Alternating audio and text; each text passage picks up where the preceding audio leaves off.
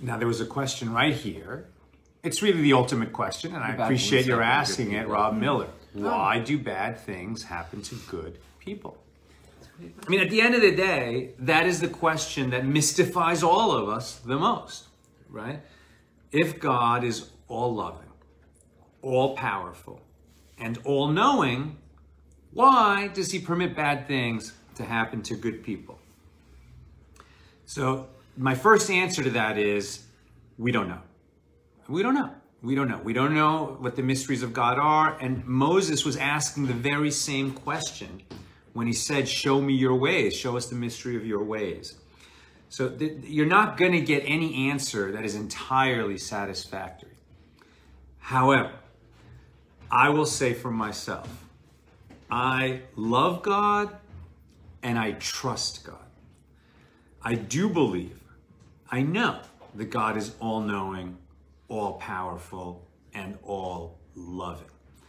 And so if it looks like there's injustice in the world and bad things are happening to good people, I think it's temporary. I think that we all have souls that are eternal, and no matter what happens to us in the sort of incandescent spark of a human lifetime, the eternal soul will have plenty of time to see God's justice.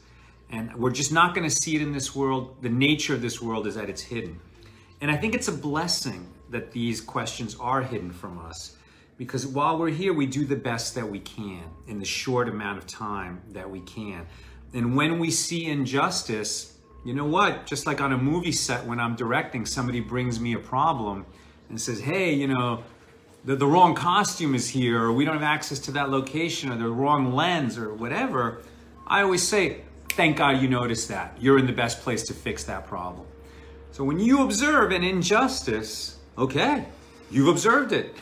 You need to do something about it. And for all we know, the more we suffer in this world, not by our own hand, but by circumstances, perhaps the more we learn and the more wisdom, you know, and compassion we'll bring into the next world. That's how I address this problem. That is not any kind of official answer.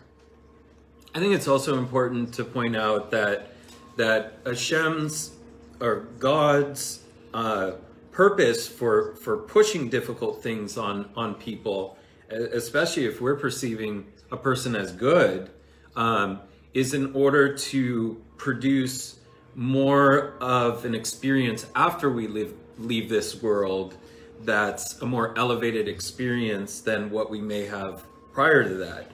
Because God's going to take all of the suffering and difficulties in life that we went through, and it can also be something to keep us back on track. Maybe we veer to one direction or another, and maybe we need to come back. Yeah, I mean, reincarnation is a part of you know, the Jewish understanding of the universe, that our souls will come back when you have more work to do or more experiences to have. But I do think that the question, why do bad things happen to good people, I think it's almost impossible to answer if we don't believe in a world of souls, in a world beyond this world. If you don't have that, then it makes no sense, you know? So I just thank God that I have that understanding, that knowledge, that faith. And faith, well, that's a conversation for another day, but the word for faith, emunah, it doesn't have the same subtlety. I mean, its subtle meanings are different in Hebrew than the subtle meanings of the word faith in English, right? It's deeper. It's not just, well, I hope I believe in that, and so I believe it. Emunah is a clinging to God, you know. Emunah and amen come from the same root. And so when we say amen, we're really saying, I trust God and that God is running the world correctly. Rob Miller, why does God go to such pains to hide himself? I don't know if God goes through pains, though. I mean, I think it's a mercy.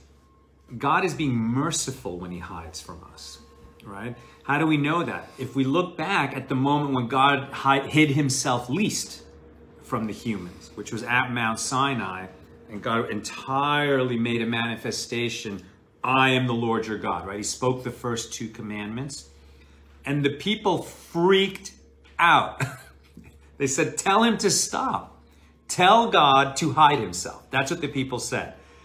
God's revealed presence is too overwhelming, meaning that the people thought they were going to die. They thought that their souls were going to fly out of their bodies and return to the Maker, because the soul wants to return to God. The soul is a piece of God that wants to return to God. And when God is completely present to us, the soul will just fly back and the human lifetime ends, right? So God hides in order to let us be human. It's the same question of, why is it a bad idea for a mom or dad to, run in every time the child in the playground, wants to do something different or new, or, climb a ladder on the playground? I mean, of course, if the child is endangering himself, you have to step in.